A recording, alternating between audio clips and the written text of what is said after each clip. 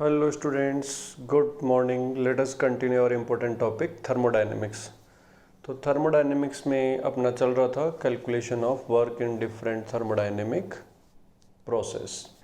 तो अब तक हमने कर लिया है आइसोकोरिक, आइसोबैरिक, आइसोथर्मल चल रहा है। आइसोथर्मल के हमने 4 पार्ट किए थे, तो उन 4 में से फर्स्ट हेडिंग डाल लीजिए, isothermal reversible expansion of ideal gas.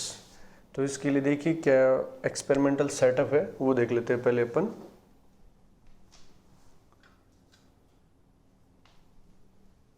तो सबसे पहले इसका डायग्रामेटिक रिप्रेजेंटेशन। सपोज हमारे पास एक इस तरह का कंटेनर है, कंप्रेस करना है तो इनिशियल वॉल्यूम ज़्यादा रहेगा, एक्सपेंड करना है अपने को ना, तो एक्सपेंशन में ये इनिशियल वॉल्यूम है VI। मान लो इसे यहाँ तक आना है तो ये हो गया VF। अच्छा, तो आइसोथर्मल मतलब टेम्परेचर कांस्टेंट रखना है, रिवर्सिबल का मतलब स्लो आना है, एक्सपेंशन का मतलब वॉल्यूम बढ़ना है। ये है एक्सपेंशन। यहाँ हमने गैस ले रखी है, ये ऊपर जा रहा होगा। अब बताइए ये एक्सपेंड करना है तो बाहर से जो प्रेशर लग रहा है, सपोज यहाँ पे ये पाइल ऑफ सैंड रखा हुआ है, पाइल ऑफ सैंड रखा हुआ है इसके ऊपर। अब यहाँ से अपने को बहुत स्लो स्पीड से इसको एक्सपेंड करवाना है, तभी रिवर्सिबल रहेगा ये। तो यहाँ हम क्या करेंगे, ये जो पार्टिकल है इस पाइल ऑफ सैंड के, इन पार्टिकल्स को 1 बाय 1 करके हटाएंगे। लेकिन यहाँ जो पार्टिकल है वो उतने छोटे हैं जितने कि आप सोच सकते हो। इट मीन्स पार्टिकल का मास क्या टेंस टू 0 है। तो यहाँ से हम एक एक पार्टिकल रिमूव करेंगे। Remove particles. तो यहाँ से जैसे एक पार्टिकल को हटाएंगे, बाहर प्रेशर उस पार्टिकल के हिसाब से कम हो जाएगा और गैस एक्सपेंड करेगी, लेकिन ये एक्सपेंशन बहुत स्लो स्पीड से हो रहा होगा। What is P external in this case? P ATM plus P because of this pile of sand. यहाँ जो P वेट है वो कंटिन्यूसली कम हो रहा है, इसकी वजह से P एक्सटर्नल को क्या होना पड़ेगा, कम होना पड़ेगा। तो यहाँ पे एक्सपेंशन में कौन वर्क कर रहा है, गैस। किस चीज़ को लिफ्ट करने में, एटमॉस्फेरिक प्रेशर, और इस पाइल ऑफ सैंड को लिफ्ट कर रही है यहाँ पे गैस। इस लिफ्टिंग में गैस वर्क कर रही है, इस वजह से गैस की एनर्जी क्या होगी, कम होगी। इट मीन्स गैस की एनर्जी वर्क की फॉर्म में किस में आ रही है, सराउंडिंग में आ रही है। अब देखो यहाँ पे ये कौन सा प्रोसेस था, आइसोथर्मल। एक्सपेंशन में वर्क कौन करता है, गैस। अगर गैस वर्क कर रही है तो एनर्जी गैस की कम होगी, और अगर एनर्जी कम होगी तो टेम्परेचर को कम होना पड़ेगा।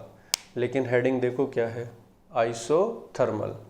तो आई थिंक ये क्लियर हो जाना चाहिए कि अगर किसी सिस्टम का टेम्परेचर कांस्टेंट रखना है और वो वर्क भी कर रहा है तो उसे उतना ही अमाउंट जो है वो एनर्जी का कहीं से मिलना चाहिए।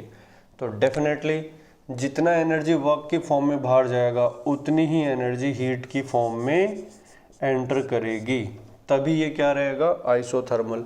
तो यहाँ पे जो बाउंड्री है वो बाउंड्री परफेक्ट एडियाबैटिक होगी या डायथर्मिक होगी, डेफिनेटली डायथर्मिक होगी, अदरवाइज ये आइसोथर्मल हो ही नहीं सकता। तो work done by the system मतलब वर्क वाइज एनर्जी का लॉस हो रहा है और उतनी एनर्जी हीट वाइज एंटर कर रही है। तो यहाँ energy wise no profit no loss है, बट एक बहुत बड़ा चेंज यहाँ पे आ गया है। कौन सा, गुड एनर्जी का लॉस हो गया और उसके बदले में बैड एनर्जी एंटर कर गई। तो इस गैस की कौन सी ताकत बढ़ गई, शैतानी ताकत बढ़ गई, ये बोल सकते हैं अपन। तो ये इसका सिस्टमेटिक डायग्राम हो गया। अब यहाँ पे वर्क की कैलकुलेशन ले लेते हैं। वर्क तो W का वही basic formula, minus integration of P external dV। यहाँ जो W है वो रिवर्सिबल वर्क हो जाएगा। What is P external, P external continuously change हो रहा है, तो नॉट इक्वल्स टू कांस्टेंट, एक एक पार्टिकल हटाएंगे ना, तो पी एक्सटर्नल को हम धीरे धीरे धीरे धीरे चेंज कर रहे हैं। तो नॉट इक्वल्स टू कांस्टेंट, इसका मतलब इंटीग्रेशन साइन से बाहर नहीं आ पाएगा। बट यहाँ पे एक कंडीशन लगा सकते हैं अपन, P external almost equals to क्या रहेगा, पी गैस रहेगा। यहाँ देखिए दोनों चीज़ों को, यहाँ जो गैस है उसका खुद का प्रेशर है, उसे अपन क्या बोल रहे हैं, पी गैस। बाहर से जो प्रेशर लगा रहे हैं उसे क्या बोल रहे हैं, पी एक्सटर्नल। इनिशियली ये पिस्टन ओरिजिनल पोजीशन पे है, तब दोनों प्रेशर क्या है, सेम, तब तो कोई मूवमेंट नहीं हो रहा है। लेकिन जैसे ही एक पार्टिकल को हटाएंगे, बाहर प्रेशर क्या हो जाएगा, कम, और गैस थोड़ी सी ऊपर जाए, गैस थोड़ी सी एक्सपेंड होगी। लेकिन हमने प्रेशर कितना कम किया, जितना छोटा वेट हम उठा सकते हैं उतना वेट हमने हटाया है। तो ये जो पार्टिकल हटाएं उसके बराबर प्रेशर कम हुआ है। इसका मतलब क्या है कि दोनों प्रेशर ऑलमोस्ट सेम ही हैं, अदरवाइज तो ये फाइनाइट टाइम में मूव करेगा। तो यहाँ और यहाँ प्रेशर में हमने डिफरेंस ऑलमोस्ट ज़ीरो क्रिएट किया है, मतलब इनफाइनाइटसिमली स्मॉल। तो P external almost equals to P gas है, बट पी एक्सटर्नल थोड़ा सा कम है रहेगा यहाँ पे, और पी गैस को मैं क्या लिख सकता हूँ, nRT बाय वी लिख सकता हूँ। ये यहाँ पुट करके इसका इंटीग्रेशन कर देंगे, तो W reversible is nothing but minus integration of nRT by V into D V, initial to final. nR को बाहर निकाल लेंगे, तो माइनस nRT, ये तो कांस्टेंट है, n कांस्टेंट है, R कांस्टेंट है, T कांस्टेंट, एक फिक्स्ड अमाउंट ऑफ गैस हमने लिया है। तो integration of dV by V रहेगा, V इनिशियल से लेकर V फाइनल तक क्या मिल जाएगा हमें, minus nRT ln V final by V initial. तो ये एक इम्पोर्टेंट इक्वेशन हमारे पास आ जाएगी।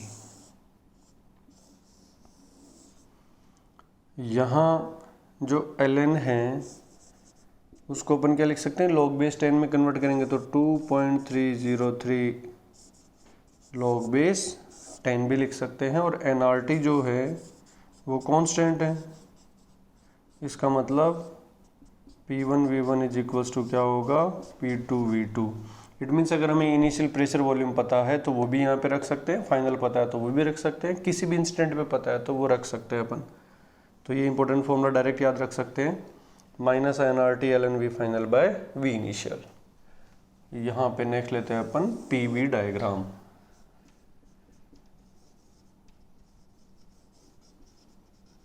PV डायग्राम, प्रेशर और वॉल्यूम के बीच में ग्राफ कैसे अपन यहाँ पे बनाएंगे।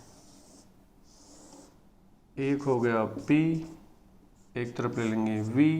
अब देखिए इनिशियली वॉल्यूम ज़्यादा है कम है, यहाँ पे देखिए इनिशियली वॉल्यूम कम है, धीरे धीरे एक्सपेंड कर रहा है, तो वॉल्यूम बढ़ रहा है और प्रेशर घट रहा है। वॉल्यूम बढ़ रहा है और प्रेशर घट रहा है, तो इनिशियल पॉइंट कहाँ आना चाहिए, लोअर वॉल्यूम साइड और हाई प्रेशर साइड। ये देखिए यहाँ पे वॉल्यूम बढ़ रहा है, प्रेशर घट रहा है, तो ये आ गया V फाइनल, V इनिशियल, ये इनिशियल पॉइंट है, ये फाइनल पॉइंट हुआ, P initial,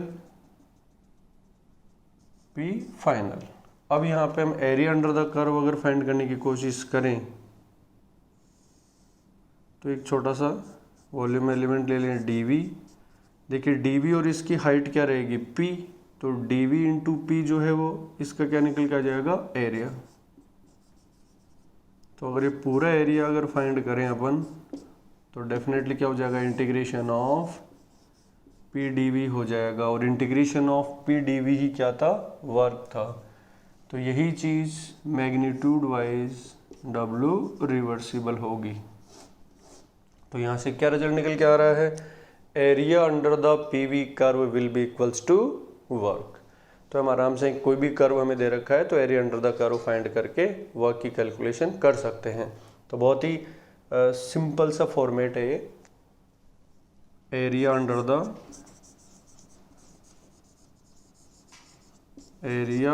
the PV curve is equals to